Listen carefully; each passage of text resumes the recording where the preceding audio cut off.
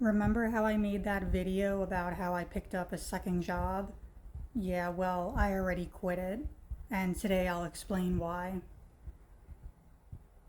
So I won't say the name of the retailer, but this place is by far the worst experience I've had. The onboarding process was a complete mess, and everything was significantly delayed. Oh, that's my cat. You might hear him in the background. So after 2 weeks or longer, I finally had my first training shift scheduled. So I show up and I'm told, oh, the Wi-Fi went out and the computers aren't working. This happened over a half hour ago and I was going to call you. So I'm a little frustrated, but I'm like, okay, whatever, I'll just let it go. So I go home. And then I finally had my first real shift, and the lady was complaining that I wanted to do my tax forms because they should have been done already. But no one had told me this. She was like, oh, you have trainings to do. I don't know if we'll have time for the forms today. And I kept pushing it, and she eventually let me do them. And I mean, in my past experience with retailers and with, everywhere, you're always supposed to fill out tax forms before or on your first day. So today I go back for my second training shift. And I walk up to the cashier and I let her know that I'm there for training.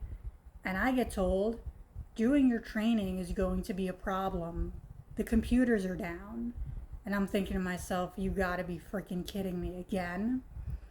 And then I get told that the computers in the employee back room area are working, but they wouldn't allow me to bring my bag with me. It was a small purse, but they were just like getting upset and like freaking out at me that I wanted to bring it with me. So then I was informed I could leave it on a random shelf in the back area, or I could leave it in the office. And I don't know about you guys, but I'm not leaving my personal belongings around people I barely know, even in a secured area. I said I would bring it to my car, and they were like, are you sure? And I'm like, yeah, I'm freaking sure. Like, what do you mean? So at this point, I had enough, and I ended up driving off. I sent a text saying I was not happy with the process and I was quitting. She tried calling me and she was texting me to defend herself, and she also lied about my first training session, claiming the computers went down right before I came in, which isn't true at all. So in a nutshell, worst onboarding process I've had. Communication was a joke and it was completely disorganized. So, yeah.